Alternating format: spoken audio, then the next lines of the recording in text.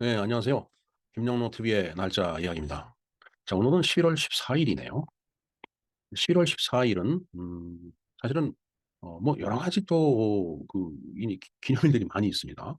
뭐, 무비데이, 쿠키데이, 뭐, 레터데이, 안개꽃데이, 오렌지데이, 그리고 세계 당뇨병의 날, 뭐, 이제 여러 가지 기념일이 있는데, 뭐, 그런 것들도 중요하지만은, 사실 오늘이, 박정희 대통령이 탄신한 이제 날이더라고요. 물론 아직 정치적인 어떤 평가 이런 것들에 대해서 서로 설랑설레하는 그런 부분이 있기 때문에 상당히 이제 신중하게 이제 접근해야 될 그런 이제 주제인데 사실은 제가 이제 그 학교 다닐 때 사실은 굉장히 박정희 대통령을 반대하는 유신 반대 뭐 중고등학교를 통해서 뭐 삼성기원 반대 뭐 이런 얘기도 했었고 그런 이제 활동을 하다가 물론 뭐 저는 용기가 크게 없었기 때문에 그렇게 괄목할 만한 커다란 활동을 하지는 못했습니다. 단지 이제 그런 선배들을 따라서 다니면서 이제 뭐 시중을 든다든가 뭐 이제 그런 일. 그리고 뭐 이제 데모할 때 스크럼을 짜고 나가면 뭐 앞에 서본다든가 뭐 기타 등등 뭐 페퍼보그 잔뜩 마시고서 이제 엎어져서 이제 괴로워하고 뭐 그런 추억이 있습니다. 그리고 또 그때 만난 선배들이 또 굉장히 훌륭한 분들이 많이 이제 계셨었어요. 이제 그런 분들의 말씀을 듣고 뭐 이제 그렇게 이제 지나다가 사실 긴급조치 고 때문에 이제 저희 서클이 거의 와해가 돼 버렸죠. 1975년입니다. 그러다 저는 이제 군의를 갔고 그다음에 이제 사회롭게 해서 이제 뭐 직장 생활하고 사업을 하고 이렇게 이제 어 어떻게 보니까 인제 다시 이 삶의 황혼역 쪽으로 이렇게 가고 있는 그런 지금 시점인데 그러면서 생각이 많이 인제 제 스스로 많이 변했습니다. 어 그런데 인제 일전에 저희 연세대학교 한국문제연구회라는 이념 서클이 이제 창립 60 주년 행사가 있었습니다. 그때 당시에 제가 인제 그 기념 자료집에 기고한 글이 하나 있기 때문에 그것을 인제 오늘 소개를 시키는 그런 시간을 좀 가졌으면 해 가서 이제 영상을 이제 만들어 봤습니다. 근데 문제는 상당히 이런 말을 하기가 좀 용기가 필요하더라고요. 음 뭔가 생각이 많이 이제 바뀌었기 때문에 또 그로 인해서 또 뭐 다시 또 논란이 될 수도 있기는 뭐 하겠지만은 그러나 뭐 바뀐 지 신념에 대해서는 뭐 변함은 없습니다. 그래서 인제 이 박정희 대통령의 탄신일에 이제 즈음해서 '그런 말씀 한번 드려 볼까.' 해서 영상을 만들었는데 하여튼 이어서 제가 그때 당시에 기고했던 글에 대해서 쭉 읽어 가면서 제 나름대로의 생각 뭐 이런 것들을 좀 설명을 하는 그런 시간을 갖도록 하겠습니다.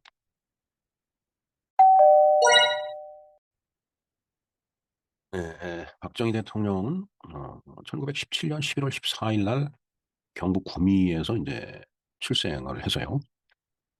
1979년 10월 26일 12.6 사건이죠.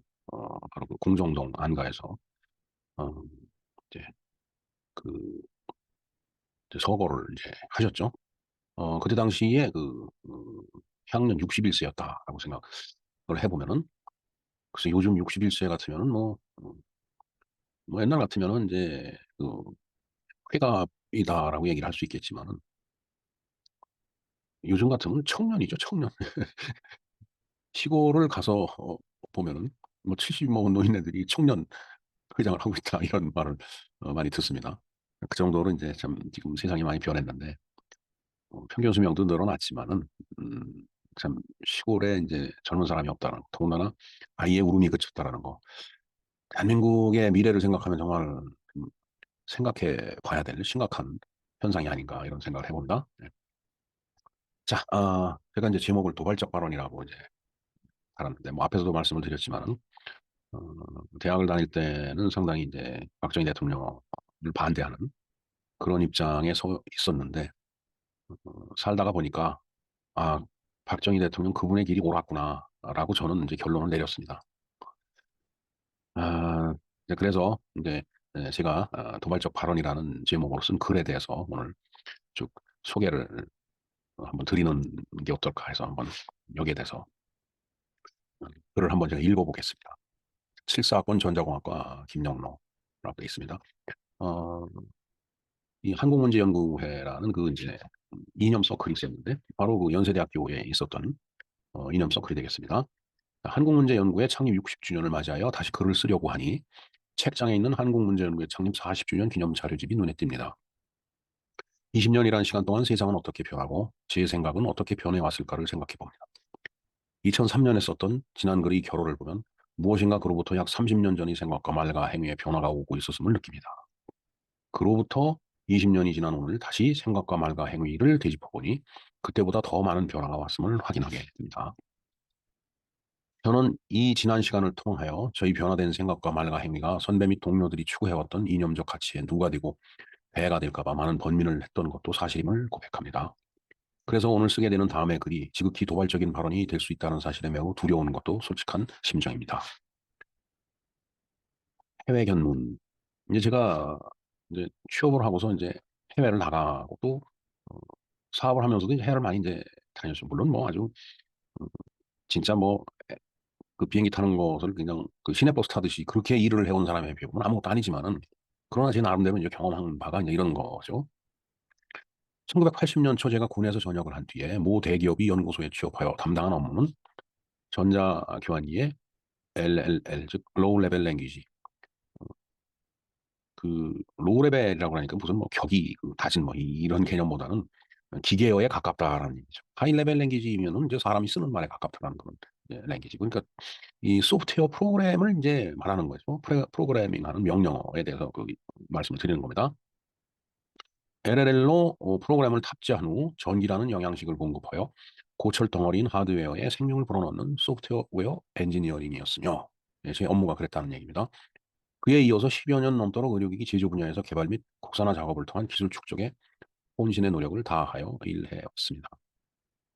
저는 이 과정을 통하여 일본이라는 나라를 직접 눈으로 보며 그들이 우리보다 여러 발 앞서가고 있다는 것을 확인했어요.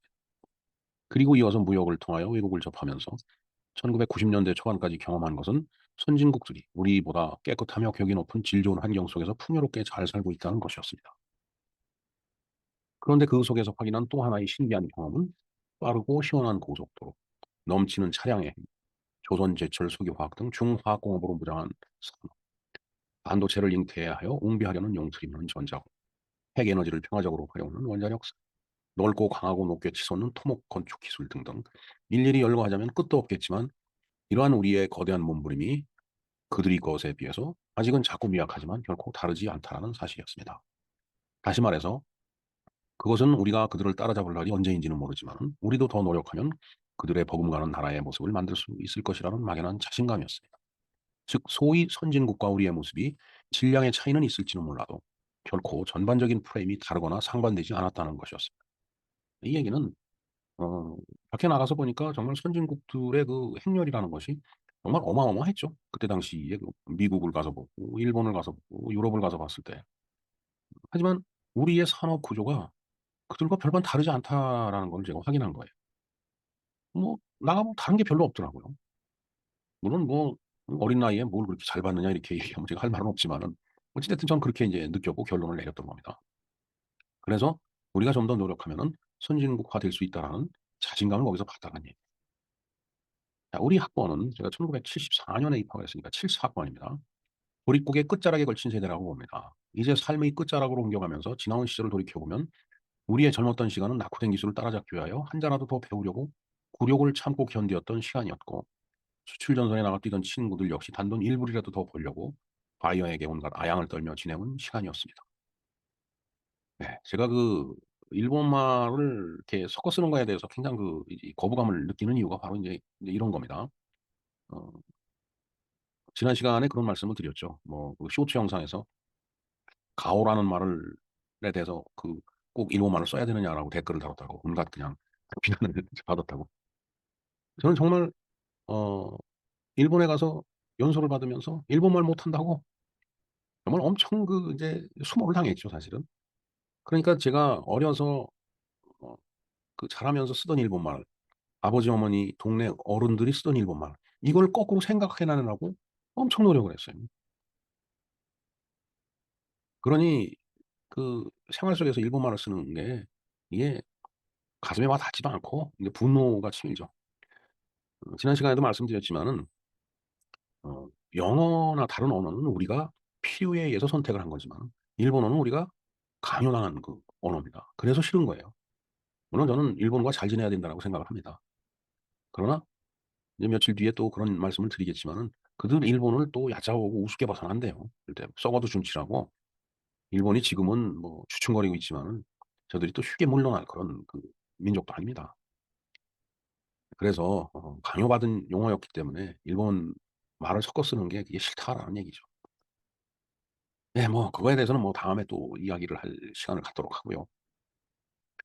어찌 됐든 그렇게 지나온 시간이 지금 젊고 어린 세대를 위한 미랄이 되었고 그 미랄은 상상을 뛰어넘는 결과로 우리 곁에 와 용트림을 하고 있음을 봅니다. 그리고 비록 우리가 배불리 먹지는 못하였지만 촉은 목피로 살지는 아니하였고 우리가 우리 땅에서 수확하여 먹어온 양식은 우리 앞 세대가 뿌려놓은 비옥한 거름 덕분이었음을 잘 압니다. 이 대목에서 이제 우리가 해야 될 일이 있죠. 우리 후세대가 정말 더 편안하고 안락하게 살 수 있게끔 이 나라를 만들어야 된다는 얘기입니다. 우리가 그렇게 물려받았기 때문에. 자, 우리 세대가 경험한 박정희 대통령에 대한 냉정한 평가. 물론 뭐 엄청나게 유신을 반대하고 데모도 많이 했습니다. 뭐 그렇다고 해서 아주 앞서 갖고 가지 못했지만은 그래도 뭐 노력을 했던 것만은 사실이에요. 자, 제가 세상의 사물을 보고 인식하고 판단하기 전에 이 땅을 지켜나간 이승만 대통령에 대한 이야기는 하지 않겠습니다. 그런데 아주 어릴 적 저희 희미한 기억 속에 우리 집 앞에 신장로에 증평공고 학생들이 교복을 입고 줄지어 구호를 외치며 지나가는 장면이 있습니다. 그것은 나이가 들어서 생각하니 1960년에 4.19 아니면 1961년에 5.16에 대한 지지 행렬이었다고 생각이 됩니다. 40주년 기념 자료집에 기술했듯이 그 어린아이가 성장하여 연세대학교 한국문제연구회의 회원이 되었고 그렇게 박정희 정권의 유신을 반대하며 군사독재를 타도해야 한다고 몸부림을 쳤습니다. 대학이라는 공간에서 이런저런 사유로 가슴 저미는 사연도 겪으며 군인이 되었고 다시 사회인이 되었으며 취업을 했습니다.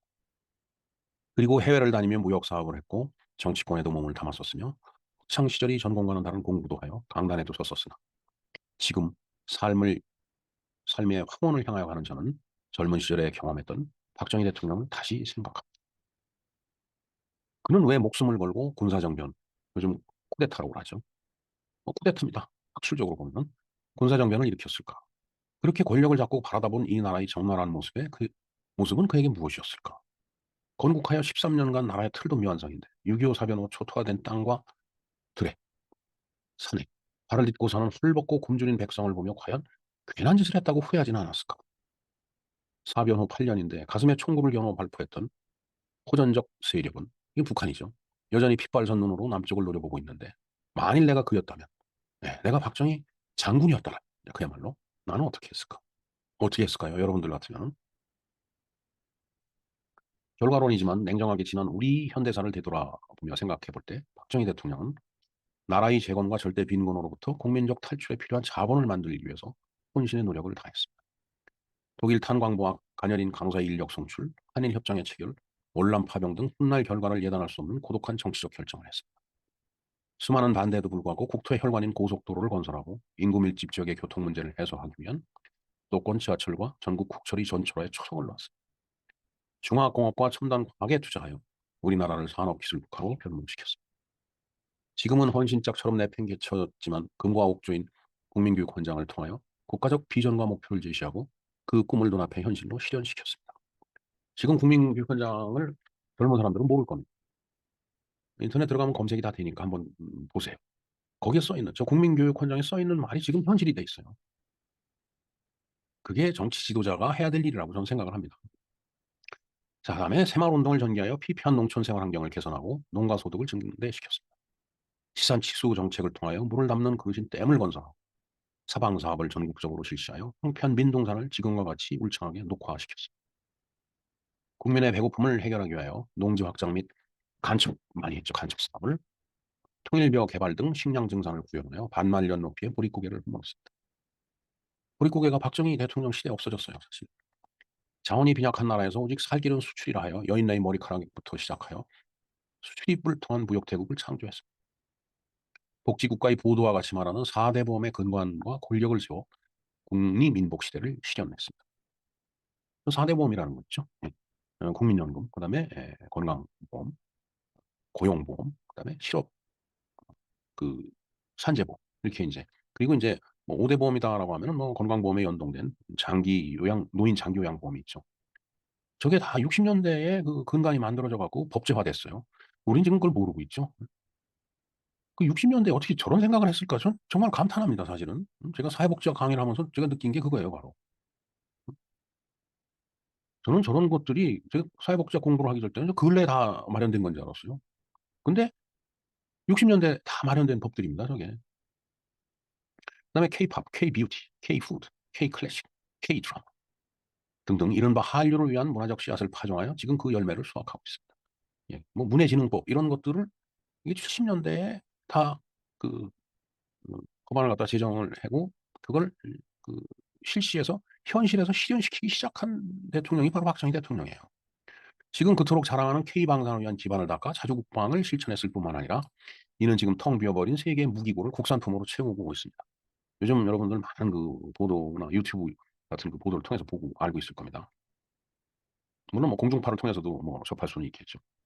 지금 뭐 우크라이나하고 러시아하고 전쟁을 하고 있지만 그들이 무기가 그거에 대해서 소진이 되거나 그 빈 공간을 국산품이 많이 채우고 있어요 지금. 근데 그렇게 국산품 무기가 만들어질 때까지는 역시 어 박정희 대통령이 ADD라든가 그다음에 뭐 카이스 지금은 카이스트라고 카이스와 크리스트를 합쳐서 카이스트라고 지금 이제 얘기를 하는데 그런 그 기술을 개발할 수 있는 연구소라든가 그다음에 음 저런 그 군수 제품을 만들 수 있는 그 기반 시설을 그때 다 마련을 해 놓은 거예요. 그냥 이루어진 게 아닙니다 지금 대한민국의 역사가. 그래서 점점점 찍었는데 뭐 일일이 열거하자면 뭐 끝도 없습니다. 그래서 인제 마지막에 인제 제가 강조를 했던 게 그리고 그는 무엇보다도 사리 사욕을 위하여 개인적인 영달을 결코 취하지 않았습니다. 뭐 남들은 뭐 스위스 은행 계좌에 뭐 수 수조 원의 돈이 있느니 뭐니 있다고 소리를 하는데 그건 말도 안 되는 소리고 정말 사리사욕 개인적 영달을 절대 취하지 않은 분이 바로 박정희 대통령이에요. 그 이후에 정치 지도자들 한번 보세요. 얼마나 비리가 많은지. 그 형제 자매, 자식들이 얼마나 많은 그 비리를 저질렀는지. 참 부끄러운 줄 알아야 돼요. 자 반도 기질에 대해서 한번 알아보죠. 우리나라가 반도죠. 우리나라 사람들의 기질을 저는 반도 기질이라고 봅니다. 자 한반도는 고래로부터 지정학적으로 대륙 세력과 해양 세력이 부딪히는 곳입니다. 국제 정치적으로 표현하자면 대륙적으로는 뒤통수를 겨눈 망치와 같고 왜 우리 한반도가 그렇다는 얘기예요. 해양 쪽으로는 숨통을 끊을 것 같은 예리한 비수에 비유할 수 있습니다. 자 한반도를 거꾸로 이렇게 지도를 거꾸로 놓고 보면은 중국을 뒤통수를 후려칠 것 같은 그 망치의 모습이에요. 그리고 일본 쪽을 보면은 일본의 숨통을 끊을 그 비수, 단동화 같은 그런 모습을 하고 있어요. 근데 그러면서 인제 해양과 대륙 세력이 계속 부딪히는 곳이 바로 이 한반도다라는 얘기죠. 어떤 의미에서 보면은 6.25 전쟁도 그런 흐름의 하나였다고 아니 그런 흐름의 하나였습니다. 자 그런 연유로 지난 긴 역사 동안 우리는 환란과 침략으로 온 국토에 상처가 나면서 우왕좌왕하여 왔지만 언제나 그것을 극복하여 지리멸렬한 고난의 시간을 보내왔습니다. 네. 우리가 극복을 잘했어요. 근데 그거 이상은 못했죠. 정말 그야말로 어 지리멸렬한 반말년의 역사를 보면 지리멸렬해요. 세계 무대에 한번 서 보지도 못했고. 그런가 하면 냄비 속의 물과 같이 순간 펄펄 끓다가 외부 자극이 없어지면 바로 식어버리는 우리. 그게 바로 반도 기질이고 냄비 근성이죠. 나쁘게 표현하면은. 그러나 근원을 알지 못할 미중의 힘에 의하여 온 국민이 합심만 하면 아무리 힘겹고 어려운 고난도 순식간에 극복하는 마력을 지닌 민족이 또한 우리입니다. 뭐 그렇죠. 네. 뭐 벼랑 끝에 갔다가도 다시 그 물리치고 일어나는 그 역사를 우리가 갖고 있어요. 그러기에 권력가의 눈치를 보면 이합집산하다가도 한순간에 판세를 뒤집어 엎는 저력을 가진 우리의 민족입니다. 즉 우리 민족을 규정짓는 반도 기질이 그것입니다. 그 기질은 긴 시간 동안 피 속에 영해되어 우리의 DNA로 자리 잡고 있고 우리 민족이 한반도를 떠나지 않는 한 영원히 우리와 함께할 것입니다. 우리는 쉽게 남의 말을 따르지 않습니다. 그런가 하면은 전광석화와 같이 특정한 이해 세력, 이해 권력에 줄을 서서 매우 강한 패거리 세력을 형성합니다.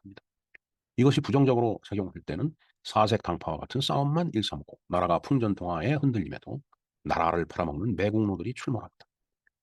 하지만 이 힘이 긍정적으로 작동할 때는 기적을 만들고 다른 종족들이 놀라게 만드는 일을 서슴없이 해냅니다. 우리의 역사가 그러지 않나요? 그렇기에 우리는 양장구절이 수천 년을 보냈고 헐벗고 굶주림에 시달렸으며 한순간 나라를 잃고 동족끼리 총뿌리를 겨누었지만 어느 순간에 보니 세계 10대 무역대국 6대 군사 강국이 되어 있고 한류 문화가 전 지구를 강타하고 있음을 보고 있는 것입니다. 즉 우리 민족의 힘이 결집만 되면 즉 반도 기질이 생존 에너지로 전환되기만 하면 우리들이 앞에 불가능은 없다라는 것이 확인되는 것입니다. 독재란 무엇인가? 우리는 박정희 대통령을 독재자라고 비난하죠. 물론 그 앞선 이승만 대통령도 독재자라고 비난합니다. 누워서 침 뱉는 거라고 저는 봅니다, 사실은.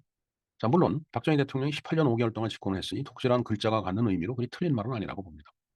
독재의 의미를 알아보면 사전은 딕셔너리를 얘기하는 겁니다.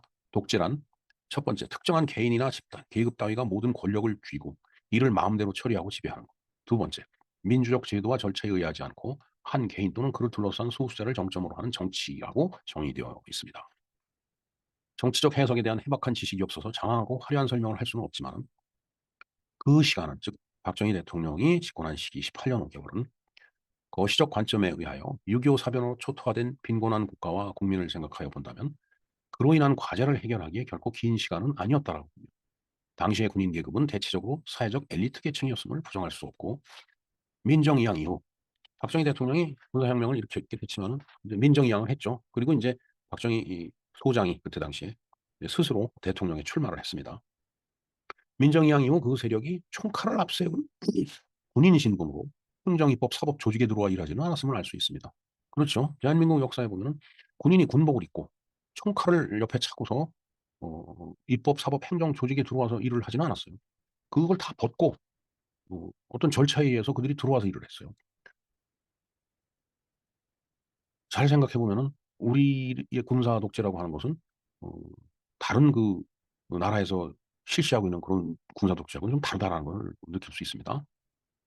그리고 삼선개헌과 유신헌법도 당시의 야권과 지식인 및 학생 등이 반대가 극렬했던 것은 사실이지만 바로 저때 저희들이 대학 생활하면서 반대를 했던 거예요. 최종적으로는 법적인 절차를 준수하면서 국민의 동의를 받고 진행된 대한민국 헌정의 일부분이었습니다. 자금이 윤석열 정부에 대해서 합법적인 절차에 의하여 선출되었음에도 검찰 독재라고 규정하듯이 군사 독재라는 용어도 권력 쟁취를 목표로 대척점 세력을 누르고 정략적인 프레임을 씌기 위한 전략적 레토릭에 불과한 것으로 3대 세습 정치를 하며 북한 동포를 노탄에 빠뜨린 북한 김씨 정권이나 20세기의 신생 독립국에서 빈번히 발생했던 군부 쿠데타 정권들과 비교한다면 박정희 시대의 국가적 변모와 발전에 대한 일방적 표매를 위한 용어로 이 프레임, 즉 군사 독재라는 프레임이 사용되는 것이 과연 적절한 것인지 한국 정치학의 관점에서 다시 검토해야 할 사항이라고 생각합니다. 이 부분에 대해서 저는 정치학자들이 그냥 비겁하다고 봅니다. 음, 뭐 군사 독재 막 이런 프레임에 꼭 갇혀 갖고서 그 바깥 세상을 못 보는 것 같아요. 마치 이승만, 박정희 이런 지도자들을 헐뜯고 깎아내림으로 인하면은 마치 그게 무슨 엄청난 지식인인 양 이렇게 그 착각하고 살아가고 있는 세상이에요, 지금이. 정말 한국 정치학자들은 반성해야 된다고 봅니다. 비겁한 그 존재들이에요. 그리고 독재라는 시간 추구에서 길다는 개념만으로만 접근할 주제는 아닙니다.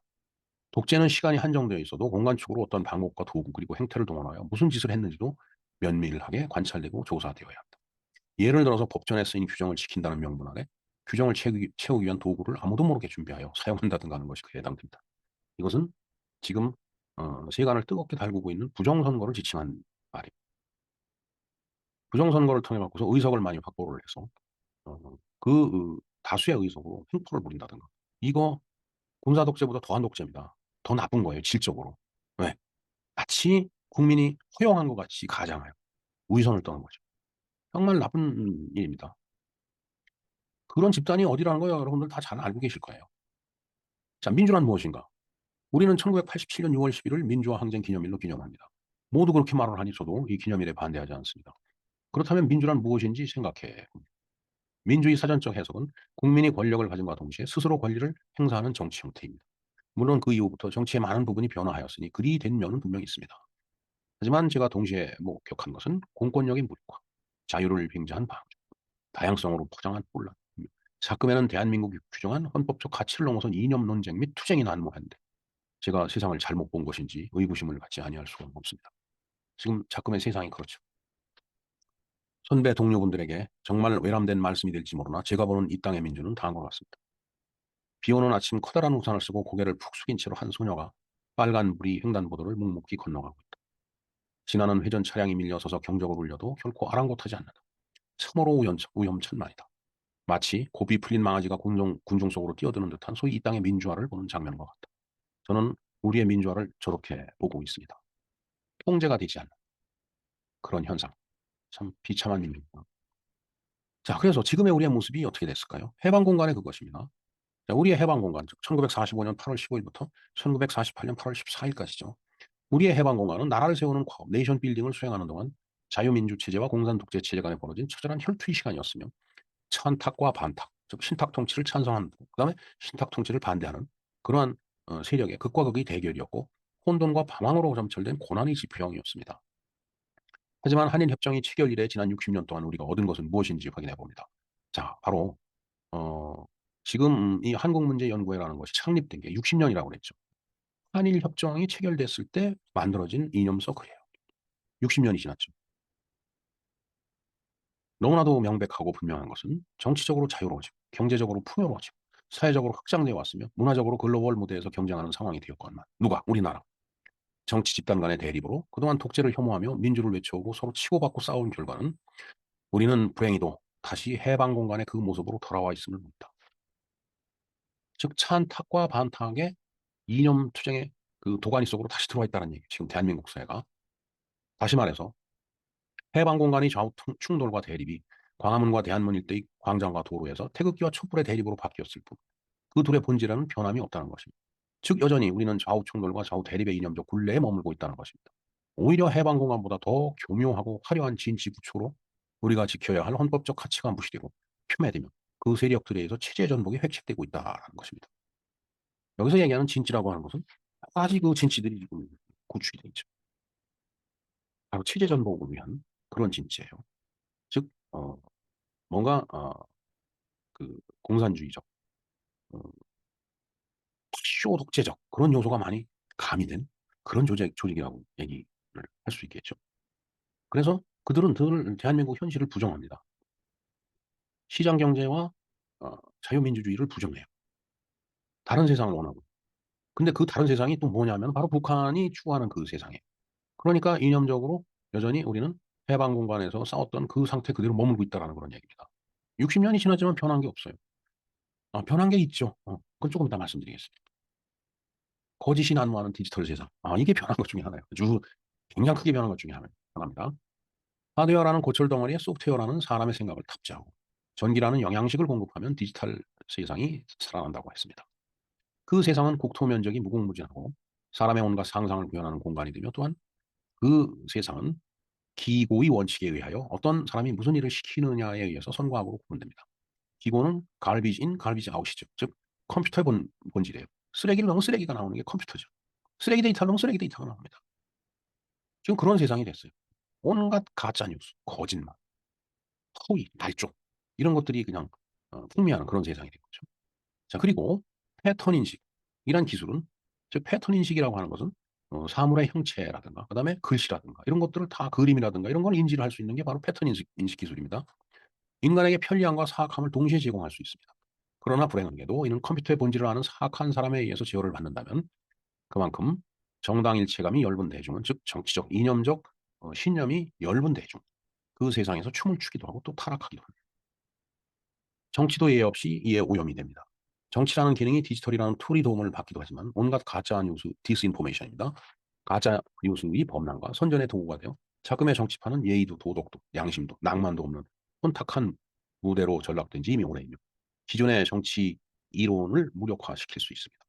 이는 이제까지 우리 정치사에서 볼 수 없었던 도덕의 타락이며 부정부패와 맞물려 정치의 기능에 손괴를 가져오는 크라켄으로 작동할 가능성이 매우 큰 것입니다. 크라켄은 저 북미 그 바다에 있는 큰 그 이제 낙지, 문어라고 봐야 되겠죠. 네. 따라서 기존의 고전적 관념과 규범으로 통제되지 않을 것이므로 새로운 룰이 도입을 요구하는 상황입니다. 그만큼 혼탁해져 있다는 얘기. 거짓말이 난무하는 디지털 세상 그렇다는 얘기. 자, 지난 60년이 가져다준 대한민국의 위대한 레거시. 우리의 유산이 있죠. 이게 뭘까요? 아까 많은 변모가 있다라고 그랬는데 그중에 바로 이제 이게 가장 큰 거라고 봅니다. 저는. 그동안에 이 나라가 이렇게 해온 것은 무엇이며 또 시기하고 질투해온 것은 무엇인지 생각해 봅니다. 결국 우리는 여전히 1940년대 후반같이 손가락질하며 싸우고 있는데 앞에서 여러 번 언급하였듯이 그나마 당시에 피골이 상접했던 아이들, 즉 국민의 먹거리, 살림살이 이런 걸 얘기하는 거예요. 그 아이들이 지금은 기름지고 예뻐져 있습니다. 그렇잖아요. 영양이 좋아갖고 100세 시대를 지금 이야기하는 그런 시대로 됐고 전 같으면 60이면은 꼬부라져서 곧바로 뒷방으로 물러나 앉아야 될 그 세대가 지금 60이면 왕성하게 활동을 합니다. 그만큼 달라졌다는 얘기예요. 그러한 우리는 후진국이라는 오명을 이제 벗었죠. 그리고 선진국 대열의 어깨를 나란히 하고 있습니다. 그리고 우리 대한민국이 외국인들에게는 코리안 드림을 이룰 수 있는 나라가 되어 있다는 것이에요. 우리가 미국에서 성공을 하면 아메리칸 드림을 실현했다고 하죠. 이제 외국인들이 대한민국에 와서 성공을 하면 그걸 코리안 드림이라고 얘기할 수 있는 그런 나라가 돼 있는 겁니다, 지금 대한민국이. 그게 레거시죠, 우리의. 더구나 북한과의 경제력의 격차는 50배 이상 벌어졌습니다. 이것은 지난 60년간 우리가 압축적으로 이룩해온 대한민국의 레거시이며 이 뿌리는 우리가 그토록 타도를 외쳤던 박정희 시대에 있음을 부정할 수 없습니다. 즉 저는 그렇게 보고 있는 겁니다. 박정희 대통령의 생각과 말과 행위가 옳았다는 것입니다. 우리 민족의 반말년 역사를 봤을 때. 자, 우리가 추구해온 민주는 1987년 6월 10일까지이며 그 이후는 친북, 종북, 주사파, 빨갱이 등으로 불리는 세력과의 진치전에 의한 혼란이고 이는 해방정국이 이념 대립을 판박이로 되풀이한 이념 전쟁일 것입니다. 즉 자유민주화 시장경제라는 헌법적 가치로 요약되어 근간을 이루는 그리고 우리가 그토록 알고 싶어 했던 당신의 조국, 한국에 흔들리는 모습이 성찰이 부족하여 과거로 회귀하는 역사 주체의 반복되는 역사인 것입니다. 이 말은 무슨 말이냐면 한국문제연구회의 구호가 바로 당신의 조국, 한국을 알자입니다. 저는 어느 때부터 이 조국이란 말을 쓰지 않습니다. 지금 어쩔 수 없이 구호기 때문에 써야 됐기 때문에 제가 한자를 변기해 놨습니다. 그 조국이 저 조국이 아니다라는 것을 뜻하기 위해서. 예. 우리가 그토록 알고 싶어 했던 어, 당신의 조국, 대한민국, 한국. 이 한국의 지금 모습이 60년 아니 해방된 이후하고 똑같다라는 얘기예요. 지금. 달라진 게 없잖아요. 이념적. 서로 싸우고 헐뜯고 욕하고 갈등하고. 그러나 분명히 달라진 것은 대한민국의 이 실존하는 우리의 모습. 이건 60년 전 아니면 해방 전국하고는 천지 차이죠. 엄청난 변화와 발전을 이룩한 대한민국 사회예요. 그래서 그걸 저는 내 것이라고 표현한 겁니다. 정말 위대한 대한민국의 유산이에요. 유산. 근데 왜 그걸 폄훼하고 부정을 하느냐 이겁니다. 혹자는 그러죠. 박정희 대통령이 독재를 했고 뭐 어쩌고 저쩌고 별의 별 이상한 소리를 다 합니다. 자, 물론 그 시대 그리고 그 시간에도 과가 있고 흠이 있습니다. 하지만 과와 흠이 없는 존재는 하느님 외에는 없습니다. 하물며 인간으로서 권력이 고지가 저 앞인데 예서 말수는 없듯이 통찰과 신념으로 가는 길에 생각과 말과 행위가 달라 함께할 수 없어 피해를 본 사람들이 어찌 없을까마는 많은 피해를 본 사람들이 있죠. 네? 생각과 말과 행위가 달라서 그에 대해서 나가서 데모를 하고 반항을 하고 그러면서 또 군대를 끌려갔고 감옥을 가고 영화의 삶을 살아왔던 그런 사람들이 있어요. 그런 사람들 보상 다 받았을 겁니다 아마. 그 이후에 정권들이 그런 일을 했기 때문에 네, 그런 피해 본 사람이 어찌 없을까마는 그럼에도 불구하고 이룩된 이 위대한 레거시가 폐기되고 폄훼될 수는 없는 것입니다. 안 그렇습니까? 대한민국이 지금까지 쌓아온 이 부유함, 풍요로움 이걸 왜 폄훼를 하는 거죠? 왜 이게 폐기가 돼야 되는 겁니까? 왜 이게 욕을 먹어야 되는 거예요? 정말 저는 이해가 되질 않습니다. 자, 예수께서 죄 없는 자 저 여인을 돌로 치라고 했듯이 양심의 손을 얹고서 하늘을 우러러 과와 흠이 없는 사람 외에는 그 시대, 그 시대를 일궈온 사람들 그들에게 돌을 들 자는 없다라는 것이죠. 자, 그리고 우리가 남과 북을 비교를 해 봤을 때 그 돌을 누가 맞아야 되죠? 정말 저들의 말에 따르면 인민을 헐벗고 굶주리게 만든 그 지도자와 이렇게 풍요롭고 부유하게 만든 그 지도자, 돌을 어디로 던져야 되는 거예요? 왜 돌을 우리한테 던지는 거죠? 이거 잘못된 겁니다, 분명히. 나는 대한민국 정치사 다시 현대사는 다시 쓰여져야 된다고 봅니다. 그리고 이 동시대를 살아가고 있는 대한민국 그 정치학자들 논문 다시 써야 돼요. 아주 비겁한 일입니다, 지금. 거기에 대해서 말을 못 해요. 뭐 죽어 썩어지면 한 줌에 흙이 될 건데 뭐가 그렇게 무서운지 전 이해를 못 합니다. 불을 보듯 뻔한 얘기 아니에요?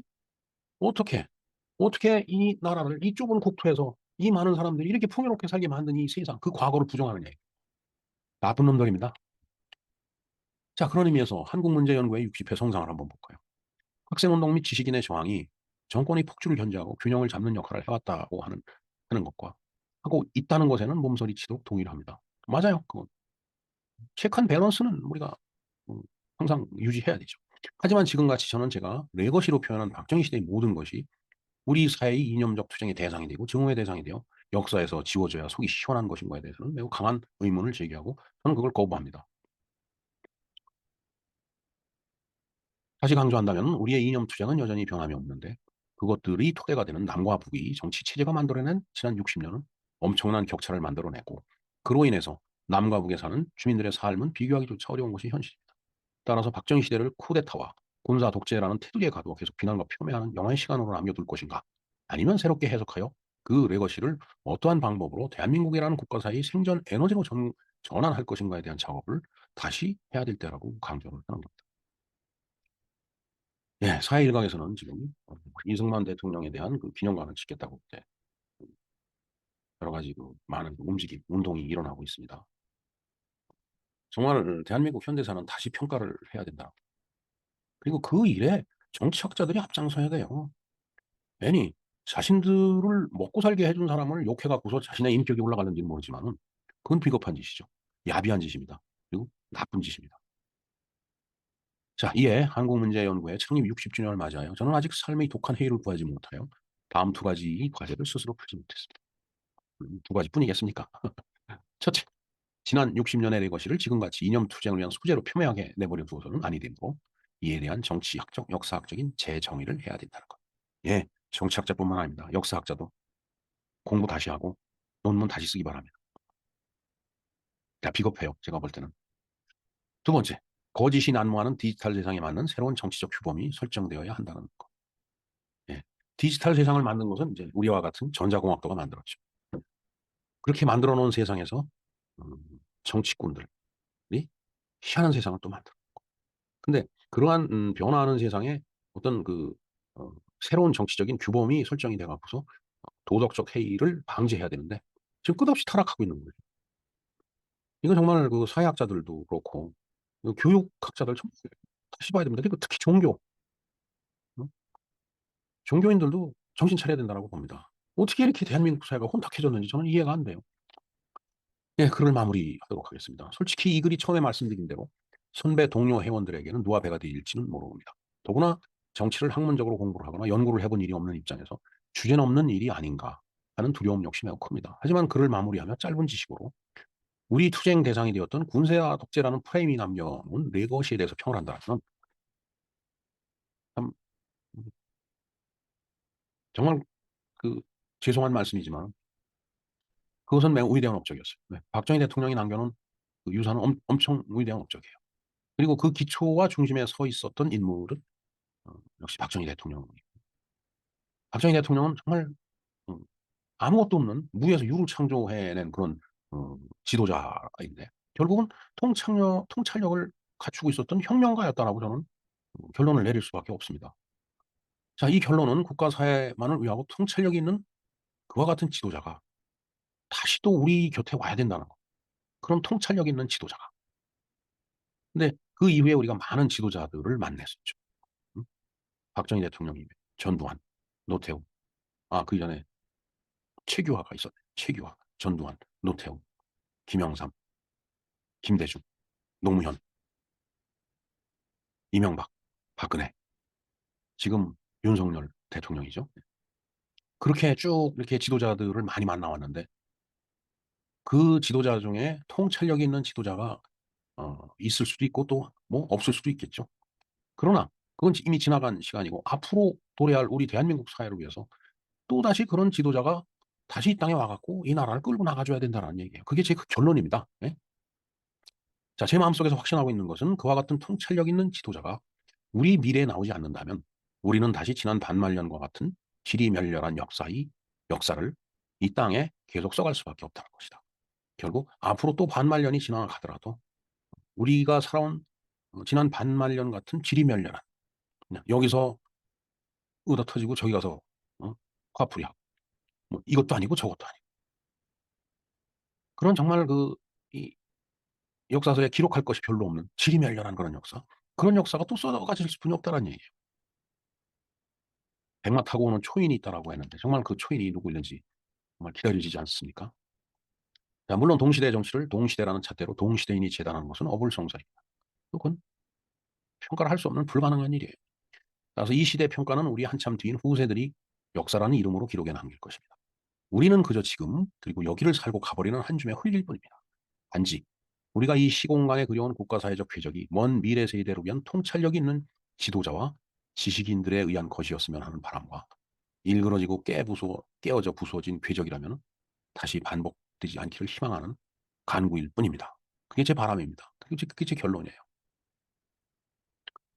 네, 어쨌든 지난 그 10월 25일입니다. 원래는 10월 29일이 이제 창립 일이었는데 10월 25일 날 이제 그 학술 그 회의와 함께 기념식이 이제 진행이 됐죠. 연세대학교 동문회관 2층에서 이제 그 기념 행사가 있었습니다. 그래서 뭐 전 교육부 장관이 윤영섭 명예교수 등 80여 명이 참석하는 이날 행사 일부에서는 AI 뉴 미디어 시대의 한국 사회 환경 변화에 대해 특별 학술 회의가 진행됐다. 이어진 2부 기념 행사에서는 김영철 회장이 개회사를 하고 김만규 명예교수가 축사를 했다. 참석한 동문들은 감사패 증정, 축가, 사진 촬영을 끝으로 만찬을 함께하며 60주년 기념식을 축하했다. 네, 저는 안타깝게도 이날 개인적인 그 중요한 어, 일이 있어서 참석을 하지 못했습니다. 자, 이 기사는 연세대학교 동문회보에 실렸던 그 기사 내용이 되겠습니다. 거기서 잠시 제가 인용을 했습니다. 네, 저는 74 학번으로 학부에서 전자공학을 전공을 한 공학도였습니다. 그러나 세월이 흘러가면서 이제 정치에 몸을 담으면서 이제 제 7대 서울시의원으로서 이제 근무를 했었고요. 그다음에 사회복지 이제 박사학위를 받고 저기 서정대학교에서 사회복지행정과 교수로서 뭐, 음, 뭐 겸임이라든가 기타 이 기간을 다 포함하면 한 5, 6년 정도 제가 후학으로 해서 강의를 한 바가 있습니다. 네, 그러한 제 삶의 과정을 통해서 지난 과거를 되돌아보고 곱씹어 볼 때 한국문제연구회라는 그 이념 서클이 어, 어, 대한민국의 그리고 연세대학교의 어떤 그 민주화 운동, 그다음에 학생 운동 이런 어떤 사회적 흐름에 영향을 끼친 거는 사실이죠. 예. 그러나 이제는 지나간 과거를 놓고서 우리가 다시 한번 우리의 앞길을 고민해야 될 때가 아닌가 이런 생각을 해봅니다. 물론 여기서 보면은 AI 뉴 미디어 시대의 한국 사회 환경 변화에 대해서 학술 회의가 있었듯이 물론 이런 작업을 해야 됩니다. 그러나 저런 작업도 중요하지만은 우리가 그토록 그 비난해왔던 박정희 시대를 다시 들여다보아야 될 필요가 있다라고 저는 생각합니다. 물론 제 말에 동의하지 않는 사람들도 많이 있을 거라고 보여집니다. 그러나 어쩔 수 없어요. 뭐 그렇게 살다 가는 게 인생이고 그렇게 죽으면 한 줌의 흙이 될 것이고 몇 세대 뒤에서 우리가 지금 조선시대를 놓고서 역사서에 기록을 하듯이 우리도 그렇게 기록이 될 거라고 보여집니다. 근데 그때 그 기록된 역사가 후세로 해서 보탬이 돼야지 후세로 해서 후세를 망가뜨리는 그런 기록이 돼서는 안 된다는 얘기죠. 근데 그건 알 수가 없죠. 그래서 통찰력이 필요하다는 겁니다. 네, 이상과 같이 이 연세대학교 한국문제연구회 60년을 그 기념해서 있었던 일과 그때 그 발간된 그 기념 그 학술지 학술지라 보기에는 하여튼 뭐 여러 가지 성격을 동시에 다 갖고 있습니다. 거기에 게재했던 제 글, 사실 뭐 한편 용기를 내고 쓴 글이기도 하지만 또 두렵기도 합니다. 네. 뭐 사실 두려워할 필요는 없는데 네. 그 글에 대해서 지금 소개를 드렸습니다. 자, 그리고 오늘이 네, 그 10, 14일이죠. 14일이니까 뭐 매달 14일이면 무슨 날 하듯이 쿠키데이입니다. 맛있는 그 쿠키를 좀 드시도록 하고요. 그다음에 당뇨의 날, 무비의 날, 뭐 여러 가지가 지금 중복이 됩니다. 정말 참 기념해야 될 일들이 너무 많네요. 네, 네, 이상 박정희 대통령의 탄신일을 맞이해서 여러 가지 사안을 한번 고민을 해봤습니다. 김영론 TV의 날짜 이야기였습니다. 감사합니다.